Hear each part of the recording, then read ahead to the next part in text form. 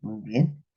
Un tema más, un día más, en la continuación de Entendidos en los tiempos con respecto al santuario. El santuario que está en el cielo y el santuario que estuvo literalmente en el desierto y que hoy día es tema de investigación. Como siempre, Luis Bejarano, y ahí aparece mi nombre, mi apellido. Me gustaría analizar hoy el santuario desde una perspectiva histórica, que es muy importante para los tiempos. La pregunta es que en el Antiguo Testamento, o la Tanaj, se consideraba ya el santuario como el tema central del plan a través de los sacrificios y que había un pueblo que era el pueblo escogido para llevar este liderazgo y esta línea conductora en todo lo que tiene que ver con el santuario, el plan de salvación.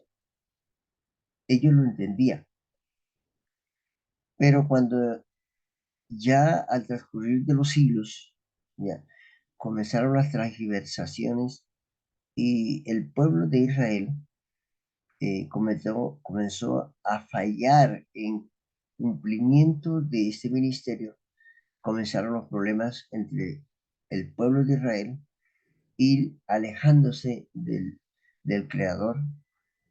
Entonces, esto afecta no solamente y afectó al pueblo de Israel, sino también afecta también en los tiempos actuales.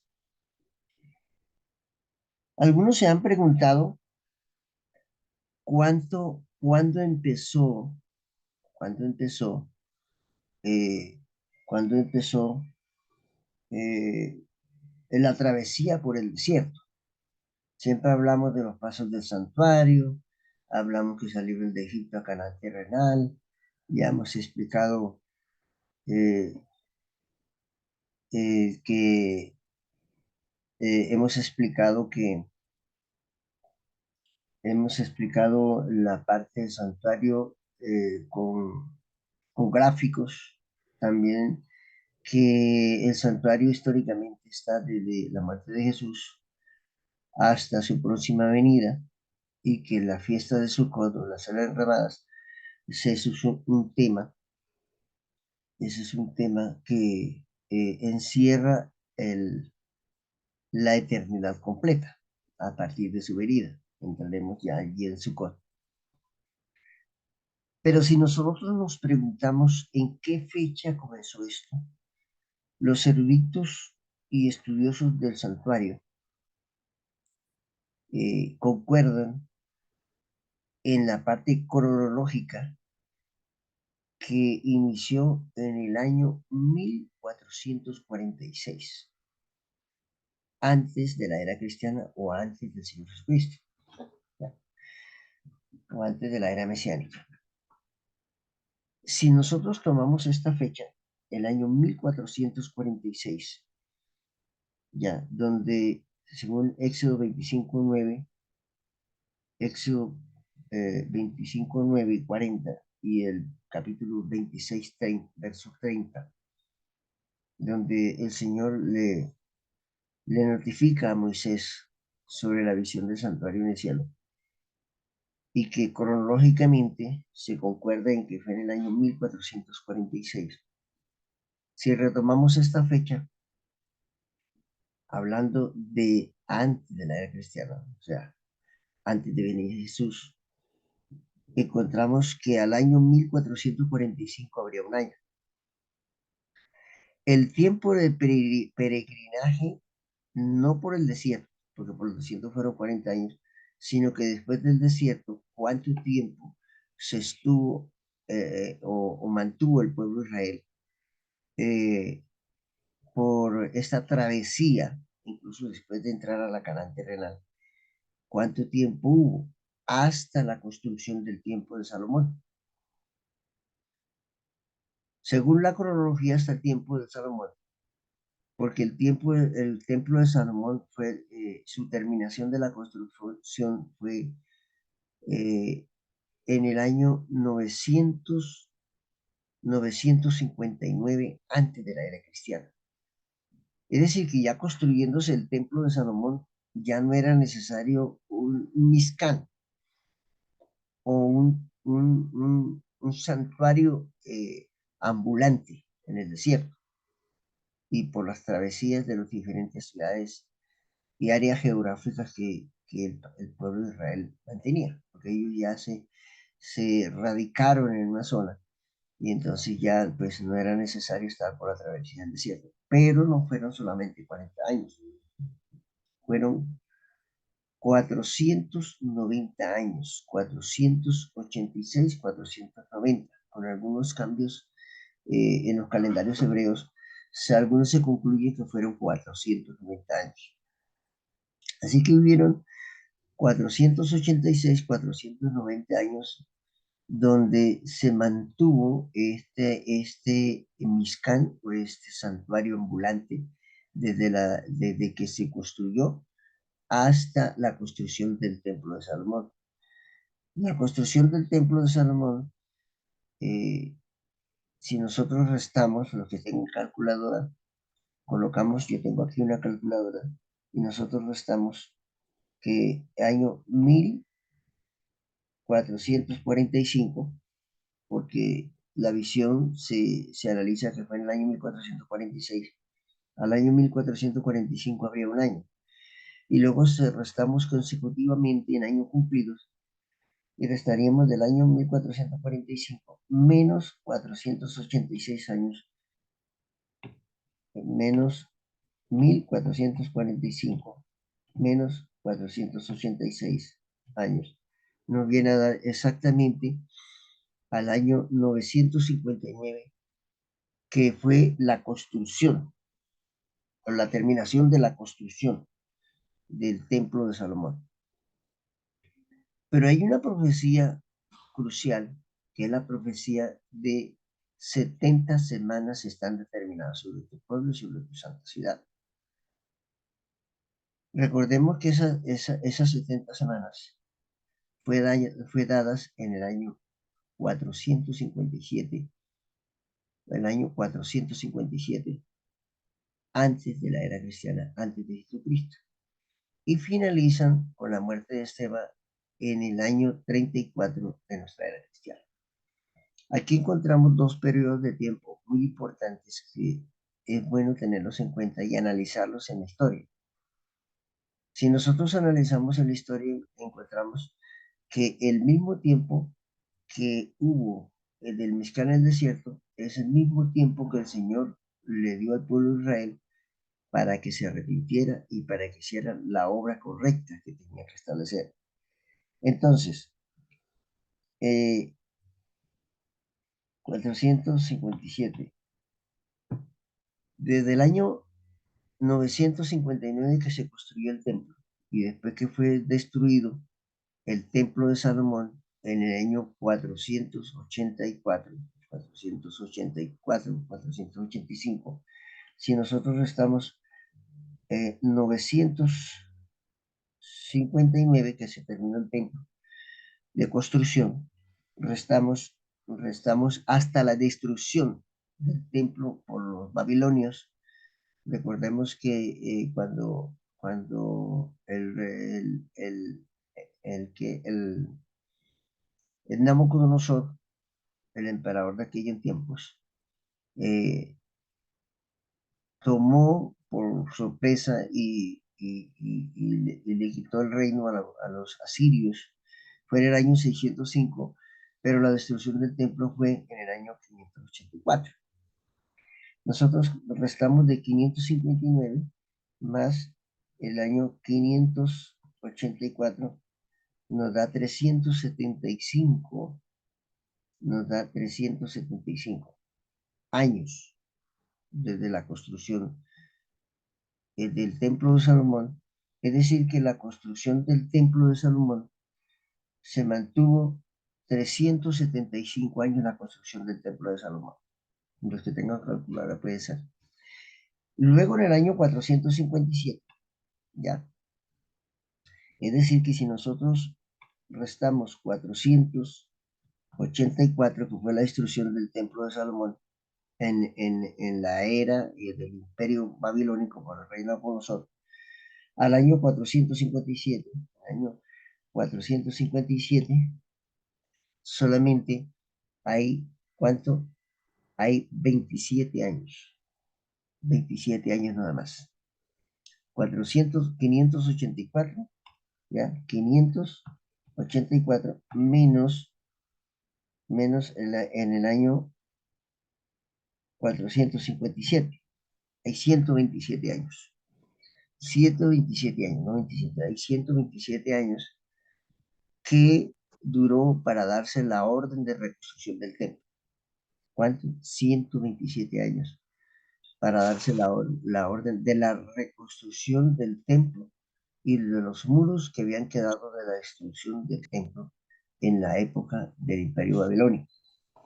Esto es muy importante, que el Señor siempre quería tener un templo como representación en la tierra. Quería pues iniciar con esta parte inicial. Muy bien. Nosotros analizamos aquí, si analizamos aquí eh, el espíritu de la profecía, ¿ya? Aquí nos puede, vamos a poner aquí nos puede, vamos a colocar aquí el encaje. Muy bien. Nos dice el espíritu de profecía, específicamente aquí en el libro El deseado de todas las gentes, capítulo 8, la visita de Pascua, la visita de Pascua. Dice que había 3 fiestas anuales. Había 3 fiestas. El deseado de toda la gente, página 56, párrafo 2. Dice que había 3 fiestas anuales: la Pascua, el Pentecostés y la fiesta de las cabañas. Estamos leyendo el Espíritu de Profecía, en las cuales todos los hombres de Israel debían presentarse delante del Señor en Jerusalén. De estas fiestas, la Pascua era la más concurrida. Acudían muchos de todos los países donde se hallaban dispersos los judíos. Y aquí es interesante, ¿por qué se hallaban dispersos los judíos? Dispersos los judíos porque precisamente la dispersión comenzó en el imperio Siria, y más específica, en el imperio Siria se dispersaron las 10 tribus de Israel. ¿En qué se dispersaron? Desde que allí los asirios enfrentaron y tuvieron grandes rivalidades con las 10 tribus, con las 12 tribus, ¿sí? Pero específicamente las 10 tribus de Israel fueron esparcidas por todo el mundo, y finalmente los judíos en el año 584. Ya venían antecedidos desde el 605, cuando Babilonia tomó al imperio sirio bajo la esclavitud o bajo el dominio, ya para ser imperio como tal. De todas estas partes, por eso ellos andaban dispersos por todas partes, pero venían a Jerusalén a celebrar, precisamente, ¿celebrar qué? A celebrar las 3 grandes reuniones que tenían anuales, como era la fiesta de la Pascua, la fiesta de Pentecostés y la fiesta de las cabañas.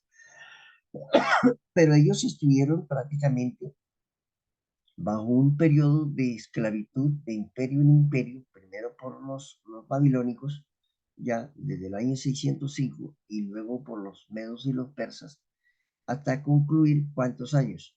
Hasta concluir los años establecidos donde se restauraba el templo de Jerusalén y el pueblo de Israel como nación, para volver nuevamente a tener este periodo de tiempo de convocatorias.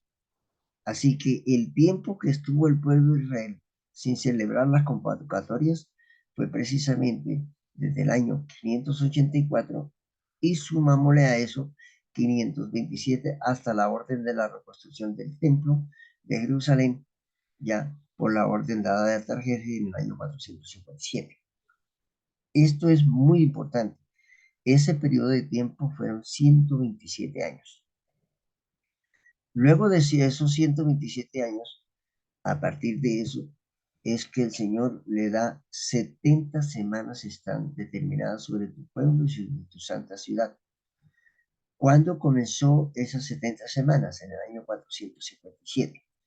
Es decir, que el mismo periodo de tiempo que se le dio al pueblo de Israel para la travesía con el santuario ambulante es el mismo periodo de tiempo que el Señor le da al pueblo de Israel para que haga las paces y lo restablezcan y cuando Él viniera a esta tierra lo reconocieran como su redentor.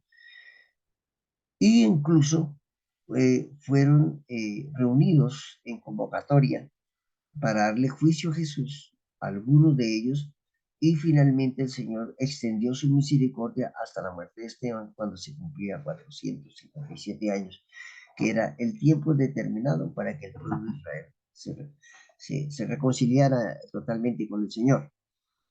Dice, acudían, estoy leyendo esta parte de acá, dice que eh, acudían muchos de todos los países donde se hallaban dispersos los judíos. De todas partes de Palestina venían los adoradores en grandes multitudes. El viaje desde Galilea ocupaba varios días. O sea que los viajes eran varios días porque no habían carros, no habían aviones, varios días de travesía de viaje. Y los viajeros se unían en grandes grupos para obtener compañía y protección de las mujeres y los ancianos iban montados en bueyes o en asnos en los lugares escambrosos del camino. Los hombres fuertes y los jóvenes viajaban a pie. El tiempo de la Pascua correspondía a finales de marzo o principios de abril, que viene a ser en el calendario hebreo específicamente el 14 de abril, el 14 de Nisan. Y todo el país era alegrado por las flores, era alegrado. ¿Por qué? Por las flores y el canto de los pájaros. ¿Dónde? En todo ese viaje a la travesía, porque tenían que atravesar lugares donde habían algunos árboles que se escuchaba la voz de la naturaleza, el aire y el canto de los pájaros. A lo largo de todo el camino había lugares memorables en la historia de Israel y los padres y las madres relataban a sus hijos las maravillas de Dios que Dios había hecho en favor de su pueblo en los siglos pasados. Amenazaban su viaje con amenizaban su viaje con cantos y música y cuando por fin se visualizaban las torres de Jerusalén, todas las voces cantaban la triunfante estrofa, la triunfante estrofa que cantaba el pueblo de Israel por la travesía del desierto. Así que durante toda esta travesía del desierto, y parte que no era el desierto, hasta llegar allí donde dice que se visualizaban las torres de Jerusalén, ellos aprovechaban todo este recorrido que no eran de horas, eran de varios días para llegar hasta Jerusalén, donde se hospedaban en carpas, ¿ya? Y ellos aprovechaban para contarle a sus hijos las grandes maravillas que el Señor había hecho en pro, en pro del rescate de la liberación del pueblo de Israel de Egipto. Entonces, cantaban cánticos y así pasaban toda la travesía hasta llegar a Jerusalén. Y los acompañaba en el canto los pájaros que cantaban. Me imagino que los pájaros, ellos normalmente cantan es en la hora de la madrugada. Así que la travesía, ellos muy temprano al aparecer el sol, ya ellos estaban caminando rumbo a Jerusalén. Esto es muy importante. Hay muchos pasajes que el Espíritu Profecía nos ayuda a entender la importancia que tenía el pueblo de Israel y también la importancia que hoy debemos tener como Israel moderno. Bueno, en el tema anterior se había analizado lo que era las 7 fiestas del pueblo de Israel, teniendo en cuenta que habían 4 en primavera y 3 en otoño. También se habló acerca de las fiestas en hebreo y cómo eran traducidas al español y qué representaba cada una de ellas, pero hoy vamos a iniciar con un repaso, porque es necesario, como dice Mente y Carácter y Personalidad, tomo 2, que la repetición constante de una misma acción, de un mismo tema, lleva inevitablemente a lección. Entre más repasemos y repasemos el tema, más vamos a aprender. Dice que estas son las fiestas solemnes de Jehová o de Yahvé, las convocatorias santas, a las cuales convocaréis en sus tiempos. Y aquí vamos a ampliar algo que no ampliamos ayer. Es que las convocatorias o asambleas, la asamblea, habían asambleas que tenían varias convocatorias en común, las asambleas. La asamblea era precisamente cuando venían de diferentes partes para llegar a Jerusalén, a esa asamblea donde en el día de Pesa encontrábamos 3 convocatorias en una sola asamblea. Es decir, que la reunión general, como las convocatorias eran muy continuas, lo que lo diferenciaban eran pocos días, entonces por eso se encontraban 3 grandes asambleas en el año. 2 asambleas eran en el mes de, en primavera y una asamblea en el otoño. Y aquí es precisamente donde a veces muchos analíticos y estudiosos de las fiestas del pueblo de Israel se tienden a confundir, porque dicen, ajá, entonces, ¿eran 3 asambleas o eran 7? ¿Eran 3 o eran 7? Realmente eran 3 grandes asambleas que sumadas, dentro de esas asambleas se encontraban 7 convocatorias, o sea, 7 fiestas, las 7 convocatorias de Yahvé, del Señor, entregadas al pueblo de Israel para que ejecutaran y celebraran todo en su debido tiempo. Estas son las fiestas solemnes de Yahvé, las convocatorias santas. Fiestas o convocatorias son 2 términos o como sinónimos que representan lo mismo. Santa, las cuales convocaréis en sus tiempos. Y entonces en sus tiempos significa que tenía una fecha específica. Esas fechas específicas no varían de un año a otro, ni porque en este mes la fiesta de Pesa cae el 13, después el 18 y después el 20. En hebreo son las mismas fechas. Por eso dice convocatoria en sus tiempos, o sea, sin variación. Los cambios de calendarios a nivel mundial nos han modificado las fechas de cumplimiento a fin de confundirlos.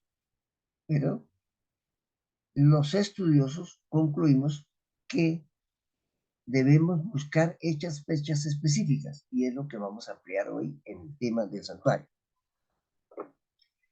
Entonces, ¿habían cuántas asambleas? 3. ¿Cuántas convocatorias o fiestas? 7.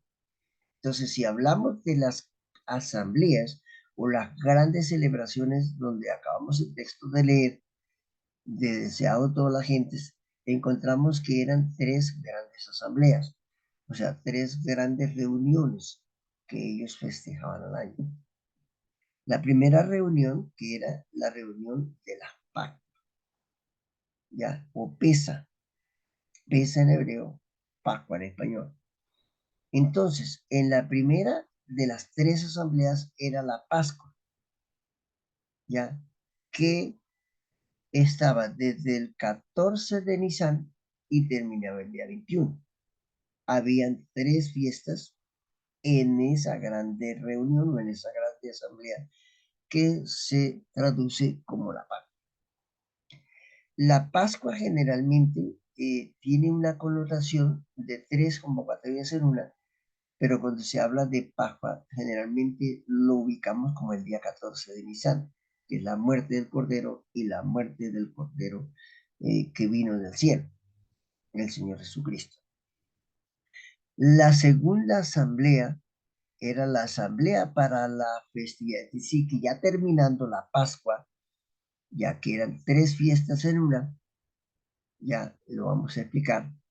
Luego ellos se regresaban y se iban de Jerusalén a sus respectivos lugares, a sus campos de trabajo, a sus hogares, y regresaban a la segunda asamblea, que era 50 días después, ya.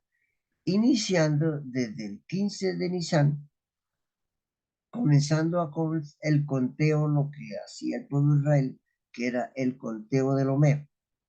Cada día se reunían en sus casas para contar y hacer como lo que nosotros tenemos como un devocional y explicar. Bueno, ya hoy día llevamos 3 días del Omer y entonces ya hace 3 días que pasó el 15 de los panes sin levadura, celebrando el periodo de cambio espiritual, haciendo techubá, porque panes sin levadura es dejando el viejo hombre y entrando en una nueva vida.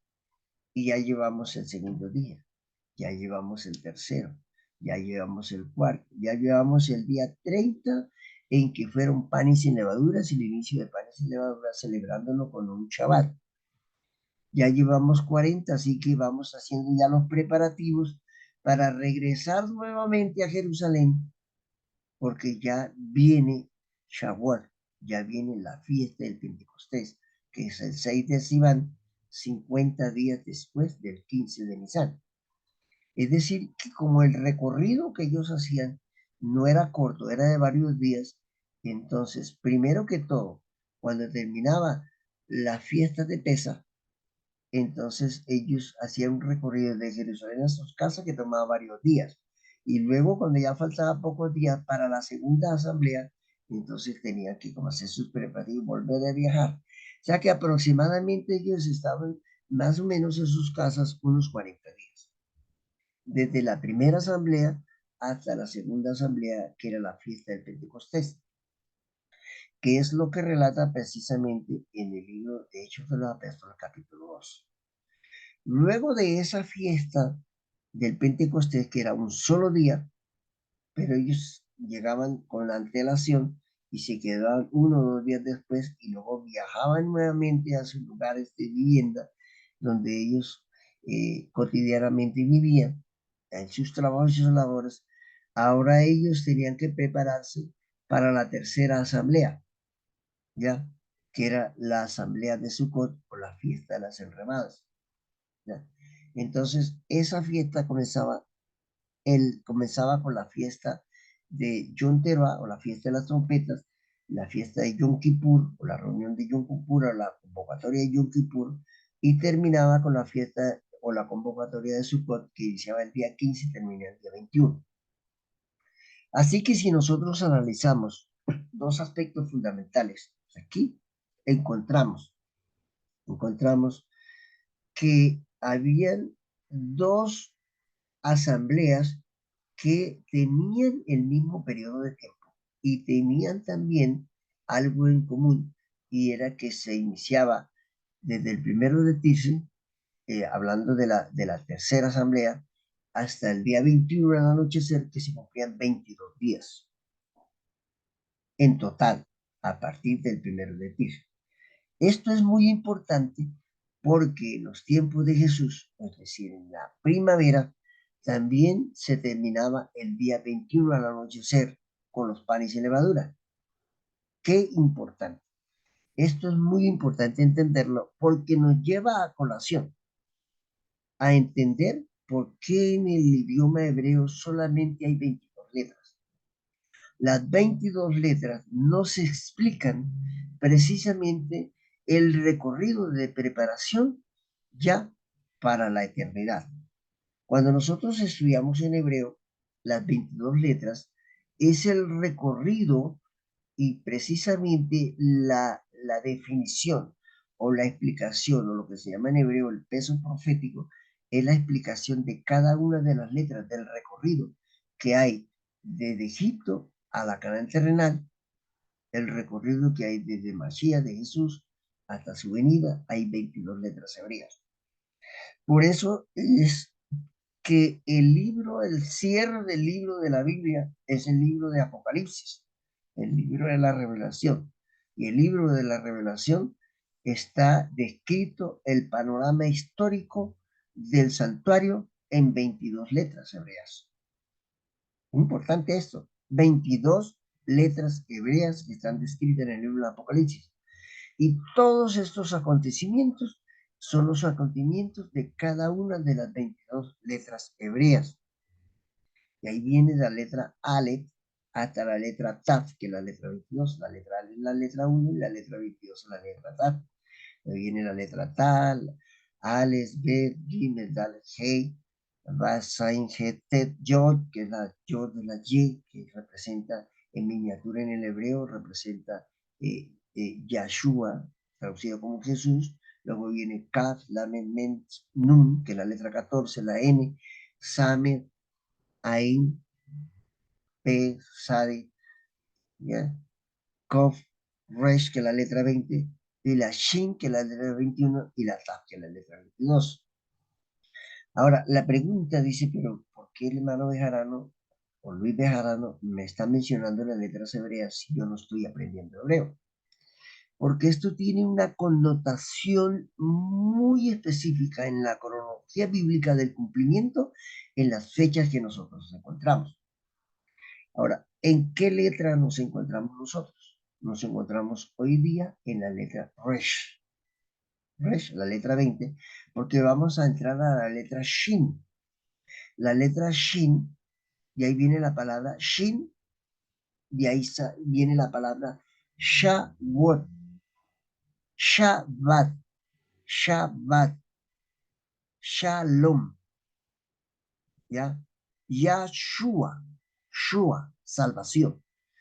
Y ahí viene la palabra Shah, que es fuego, Shaim, que es agua, cielos.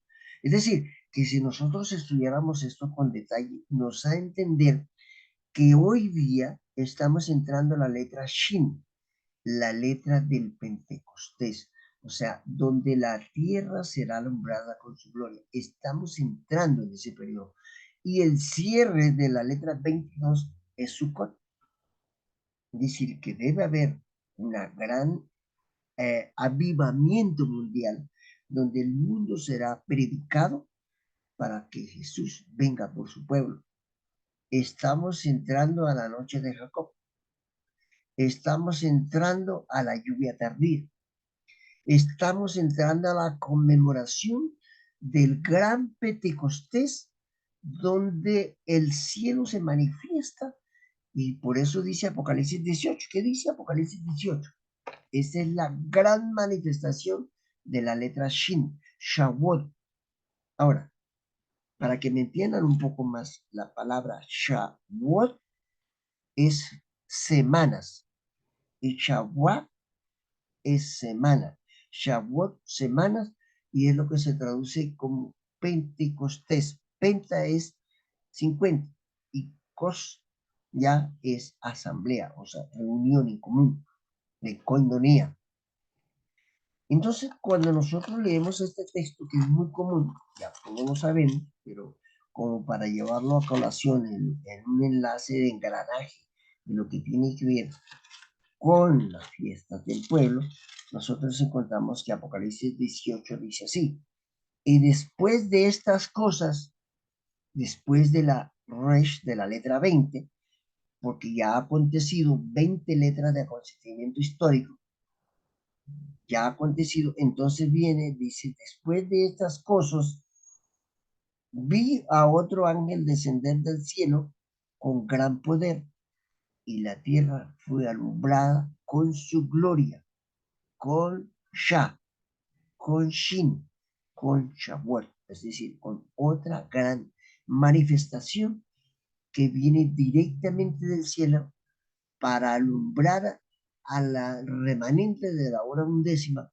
para que el pueblo sea alumbrado con su gloria, para que el mundo sea alumbrado con su gloria, para que el mundo decida por su cuenta el destino eterno de cada uno, porque cada ser humano decidirá el destino eterno, salvados o perdidos, trigo o cizaña, pasados por la zaranda o no pasados por la zaranda.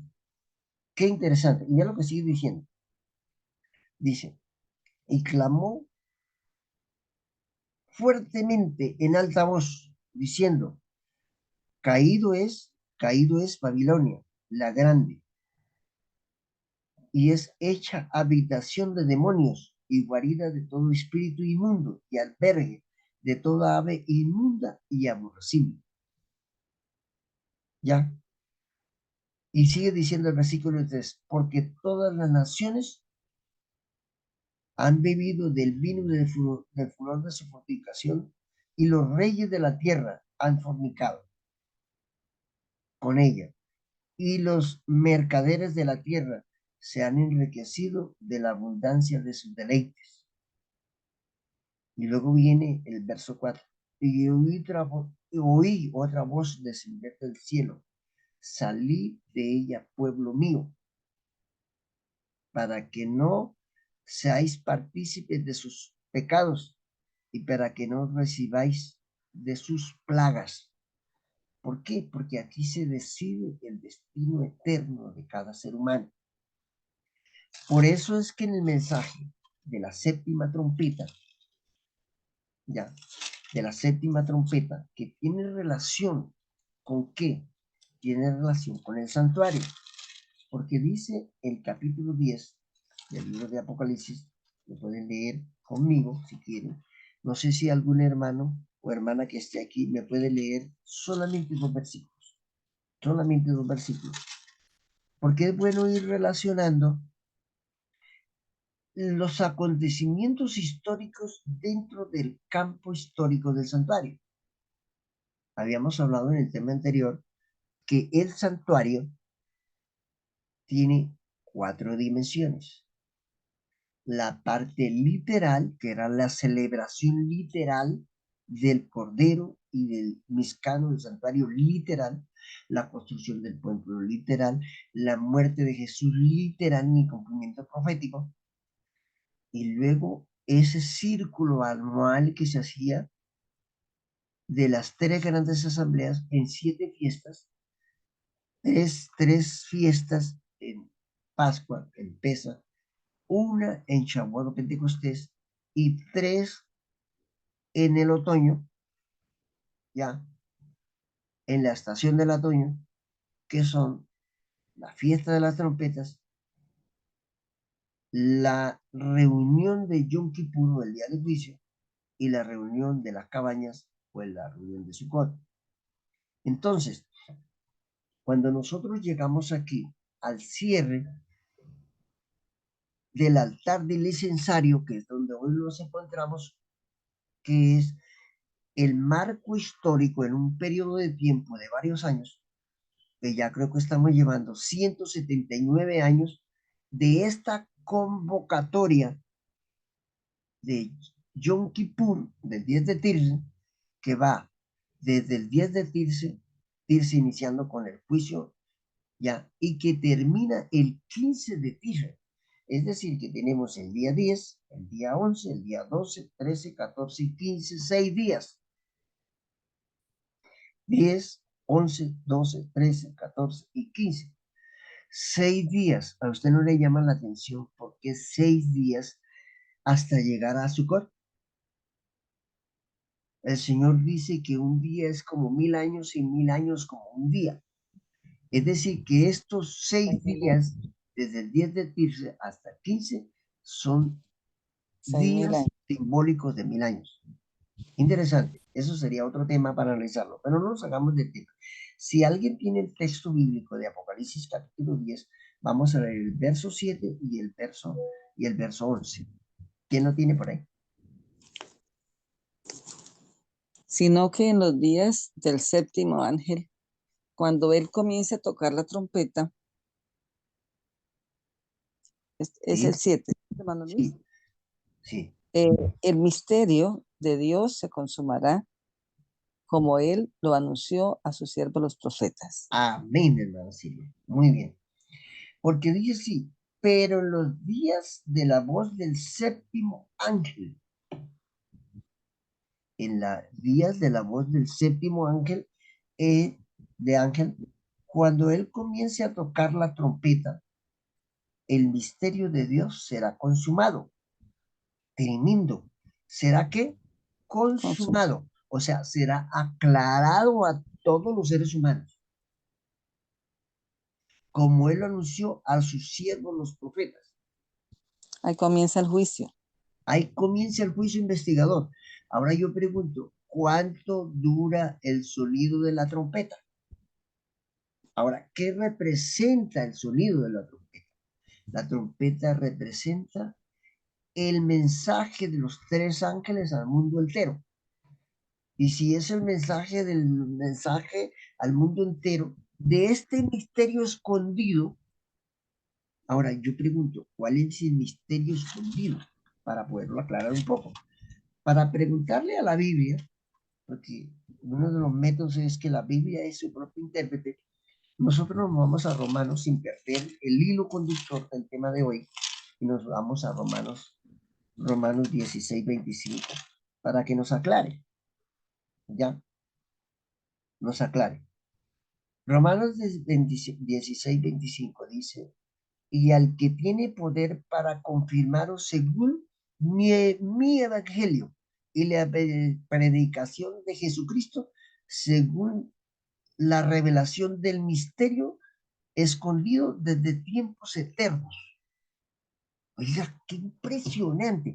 Así que el misterio del sonido de la séptima trompeta ya es la revelación clara y completa del misterio profético que se debería predicar al mundo entero a partir de 1844 con el inicio de la trompeta.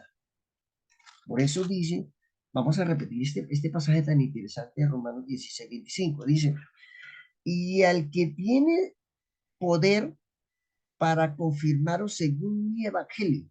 O sea, ¿cuál es el misterio? El evangelio, las verdades eternas y la predicación de Jesucristo. ¿La qué? La predicación de Jesucristo. O sea, que debemos nosotros en el mensaje del tercer ángel predicar que el mensaje que dijo Jesús y sus profetas, según la revelación del misterio escondido desde tiempos antiguos.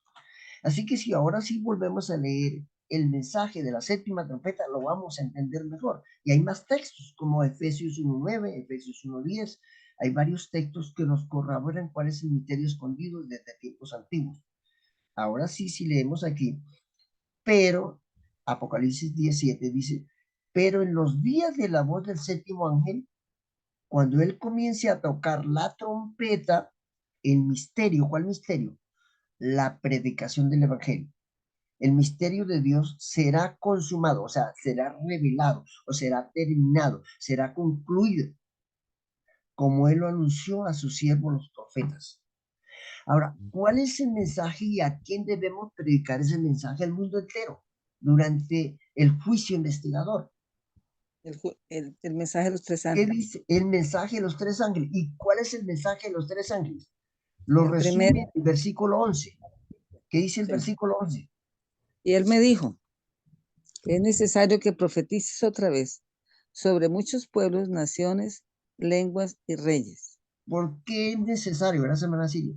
¿Por qué es necesario volver a profetizar de nuevo a partir de 1844? Hermano Porque Luis, perdón. Y el sí, 10, el 10 es muy importante porque dice, entonces toma un librito. ¿Cuál es muy el librito? bien. Gracias, hermana. Muy bien. Léalo. Sí, de mano del ángel y lo comí. Y era dulce a mi boca, como la miel, pero cuando lo hube comido, amargó mi vientre. Ese es el gran chasco. Es decir, de ahí comienza Ahí todo lo que... comienza. lo que es el misterio, ¿no? Siga, Que hermana, es, siga, siga. es revelar el mensaje de los tres ángeles que estaba profetizado. Aquí en el libro de Apocalipsis estaba profetizado cómo era que iba a comenzar a revelarse este misterio, ¿no? Iba a empezar con el chasco, iba a empezar desde ahí.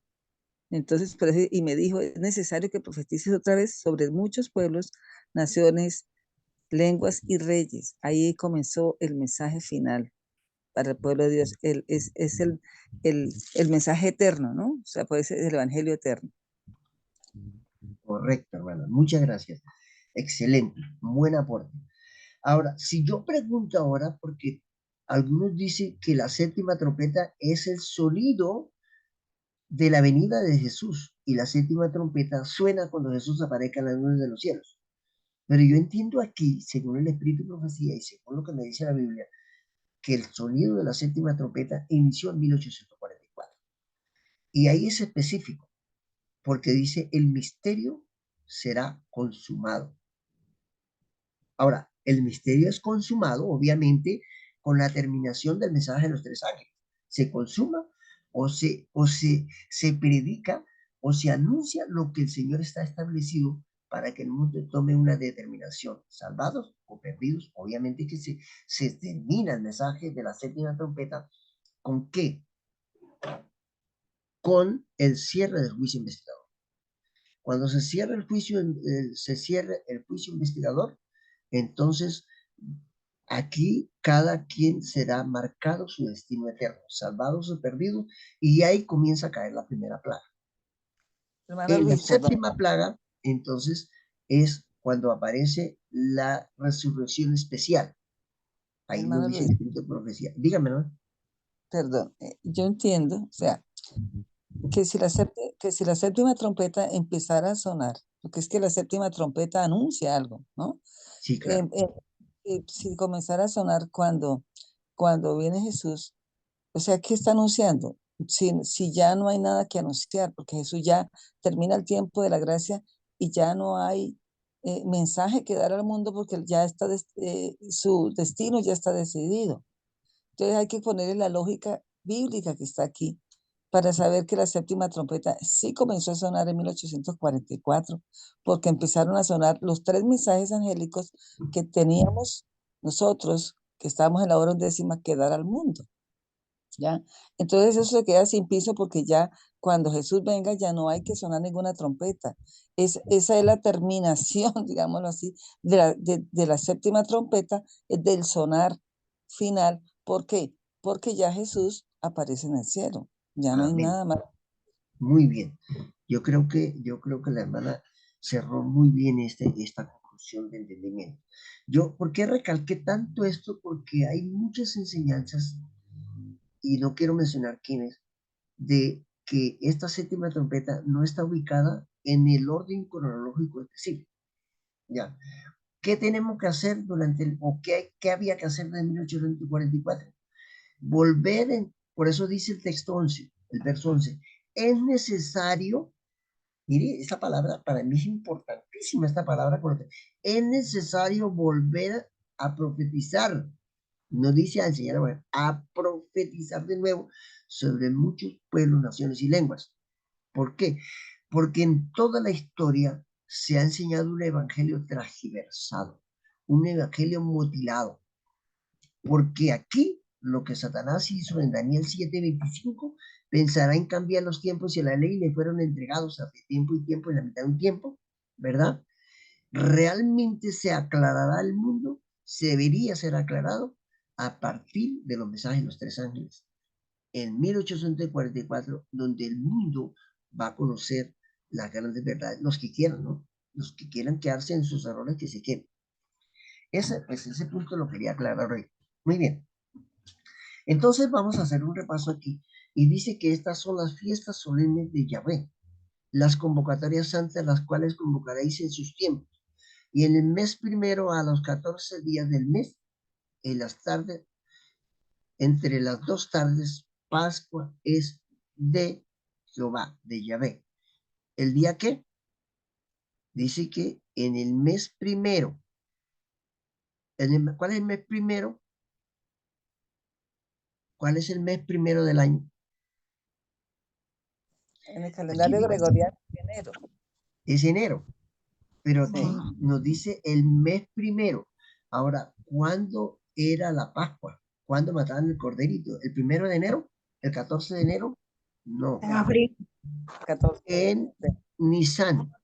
Pero como nosotros tenemos un calendario gregoriano, ustedes se dan cuenta que lo que se ha bautizado como la Semana Santa a veces cae a comienzos a finales de marzo, a la primera semana de abril, la segunda semana, porque el calendario bíblico nunca coincide con el calendario gregoriano, porque aquí el Señor le otorgó, y aunque era por tiempos y tiempos, o sea, del año 538 a 1798, ya, y el Señor retomaría nuevamente esto, ya, con el sonar de las trompetas, que terminaría en 1844 para entrar en Yom Kippur, no sé si me hago entender.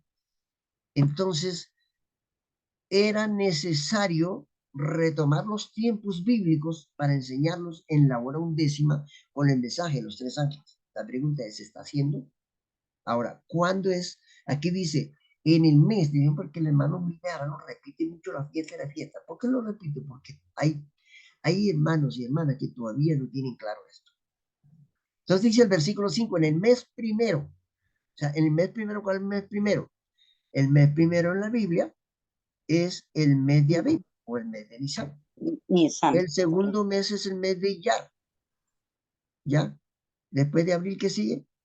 Mayo. Iyar es mayo. ¿Ya? Y luego sigue el mes el mes de Sivan, que el mes de Sivan es en junio, de mayo, junio.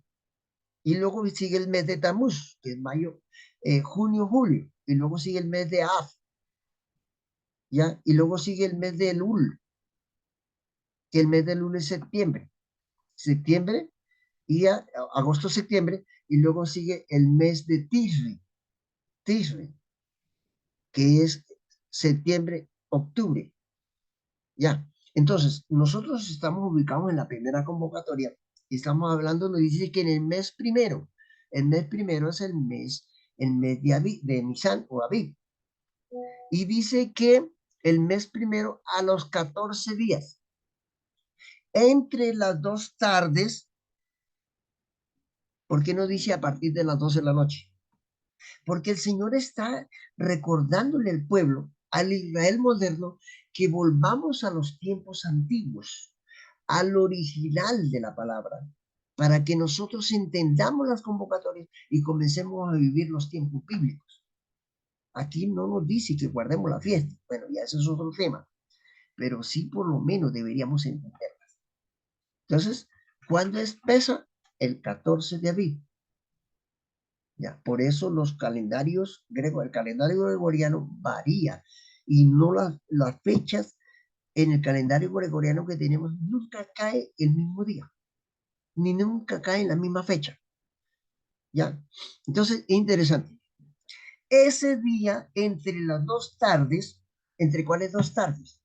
Porque un día no comienza de las 12 de la noche hasta las 12 de la noche, como está en nuestro calendario gregoriano, sino que un día dice que es entre la tarde y la otra tarde. Es decir, por eso nosotros comenzamos Shabbat de tarde a tarde.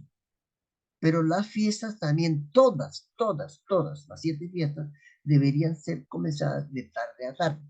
Así que el 14 de abril comenzaba el 13 en la noche la puesta del sol.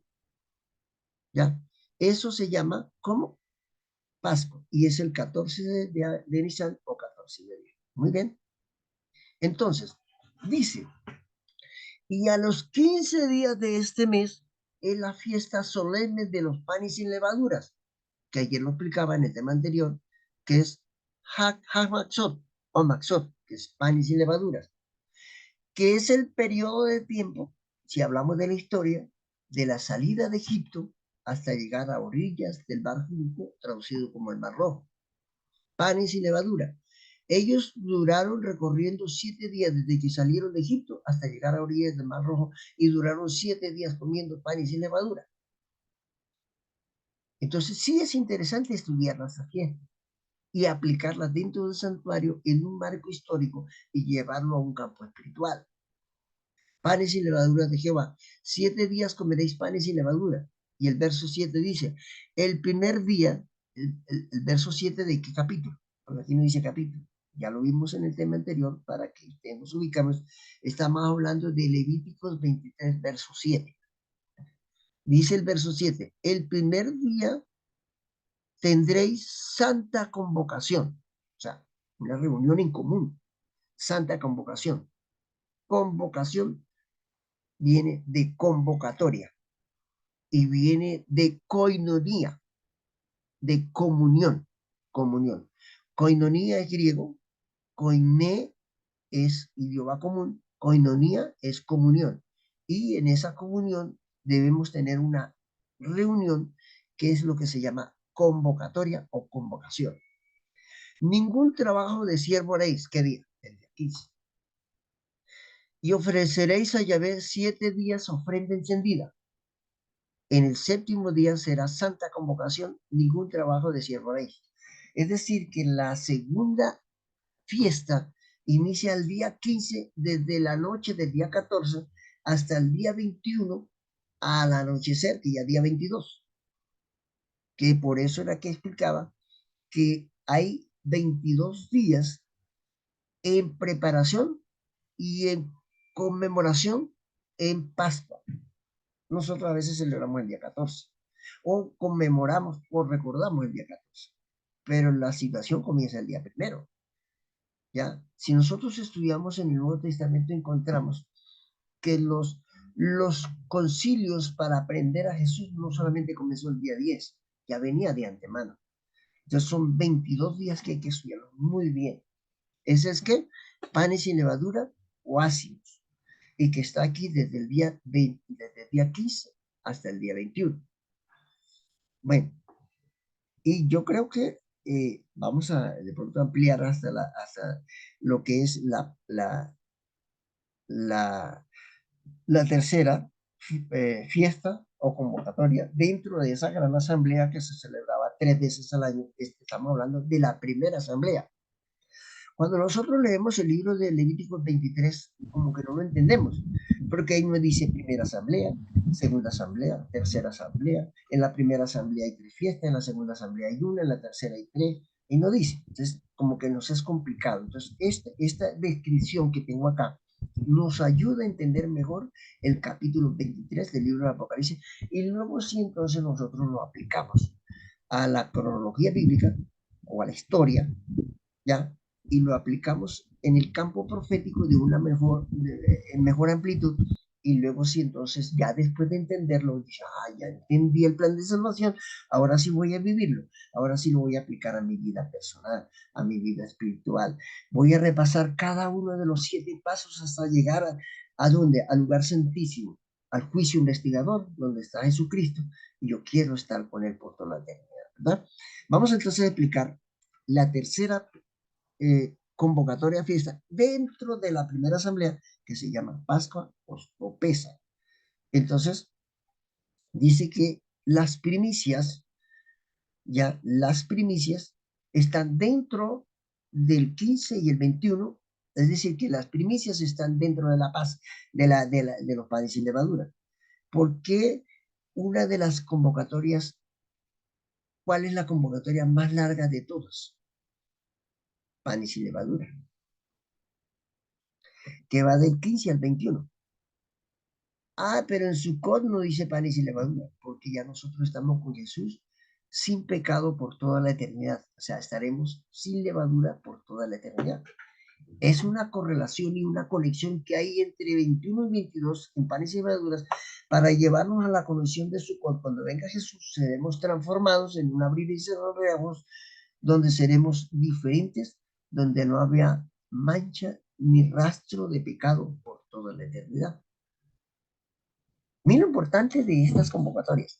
Ahora dice, a esta fiesta, dice en la parte aquí abajo en negrita, dice, a esta fiesta se le llama también la de los primeros frutos de la cosecha del trigo y de la cebada. ¿Por qué los primeros frutos? Ah, sí, porque es que había cebada y en el tiempo de la cebada. No, sí, eso es en lo literal. Pero en el campo profético y espiritual simbólico nos lleva a los frutos primeros de los redimidos en Cristo Jesús para salvación. Entonces, hay frutos en cebada y hay frutos en trigo. Pero cuando Jesús venga por segunda vez, Él nos dice, y entonces el trigo será parte y la cizaña será parte. La cebada está aquí y la cizaña aquí. El trigo y la cizaña, no, Él habla del trigo. Porque la preparación inicial de Pascua nos lleva al Pentecostés, que es la temporada de la cosecha del trigo. Es decir, que nosotros, cuando nosotros recibimos a Cristo Jesús en nuestro corazón, tenemos un proceso de preparación, pero ya somos cebada. O sea, nos estamos cebando, como dicen por ahí. Es el proceso de la cebada que está dentro del proceso de santificación que pasa tres pasos fundamentales. Recibimos al Espíritu Santo, estudiamos la palabra y estamos en común oración, comunión con el Señor, para poder ser trigo puro y ser llevados como trigo en su segunda venida. Entonces, esas primicias inician con cebada y terminan con trigo en el Pentecostés, que es el gran Pentecostés de la revelación de Hechos del Apóstol. Entonces, cuando Jesús estaba con los discípulos, estaba en la preparación de la cebada, si lo vamos en el campo cronológico. ¿Y qué nos sigue diciendo para terminar esto? Con esto terminamos hoy el tema, porque hay que dejar de recuperar el siguiente tema de mañana. Dice, y el día que ofrezcáis la gavilla, ¿cuál es esa gavilla? ¿Cuál era la gavilla de Jesús? ¿Qué fue la gavilla que Jesús ofreció al Padre Celestial el día 16? Y el día que ofrezcáis la gavilla. Ahora, ¿cuál es la gavilla que nosotros debemos ofrecerle al Señor? ¿Cuántas almas ganamos para Cristo? ¿Ah? ¿Cuántas almas ganamos nosotros para Cristo? ¿Cuántas personas hemos nosotros evangelizado? Jesús entregó una gavilla. Dice, y el día que ofrezcáis la gavilla, ¿cuál es el día que se ofrece la gavilla? El día 16, que es el día de las primicias. Vamos a leer un texto bíblico para que nos ayude a entender esto fundamental. Y yo quiero que los hermanos me ayuden. No es largo, es corto. En el libro de Mateo, capítulo 27, versículos 51, 52 y 52, vamos a encontrar la gavilla que Jesús le ofreció al Padre. Y recordemos el texto de María, cuando fue a la tumba. Y Jesús se fue a abrazar a sus pies, que es otro texto diferente, Mateo 28.1. Vamos a leer Mateo 28.1 y Mateo 27, 51, 52 y 53. Esta correlación con la gavilla. ¿Quién puede leer Mateo 28.1? Y otro que lea, otra hermana que me colabore, su hermana, con Mateo 27, 51, 52 y 53, para ver qué es la gavilla. Mateo 28.1, ¿qué dice? Mateo 28.1 dice la palabra del Señor. Sí. Pasado el sábado, cuando amanecía el primer día de la semana, María Magdalena y otra María fueron a ver el sepulcro. Sí, y el Continúa, siguiente hermanito, el versículo. 2. Y el 2, sí. Yeah. De repente hubo un gran terremoto porque un ángel del Señor bajó del cielo, quitó la piedra y se sentó sobre ella. Su aspecto era como un relámpago y su vestido blanco como la nieve. ¿Y el verso 9? El 9. De pronto Jesús salió a su encuentro y las saludó. Salve. O ellas se acercaron, abrazaron sus pies y lo adoraron. Sí, este es el texto que nos habla acerca de cuando Jesús ya había entregado la gavilla. Pero antes de entregar la gavilla, es un relato muy parecido que hay que coordinarlo, por eso se llama Evangelio Sinóptico. ¿Qué dice el libro de Juan, capítulo 20, verso 17? Juan 20, 17. Y vamos a analizar esto. No analizarlo, nada más leerlo, porque nos vamos nos vamos específicamente a Mateo 27, 51, 52 y 53. Pero ¿qué fue primero? ¿Juan 20, 17 o Mateo 28, 1? Juan 20, 17, ¿qué dice? Pero, Juan 20, pero, 20, 17. perdón, es Libro de Juan, capítulo 20, verso 17. ¿Qué dice?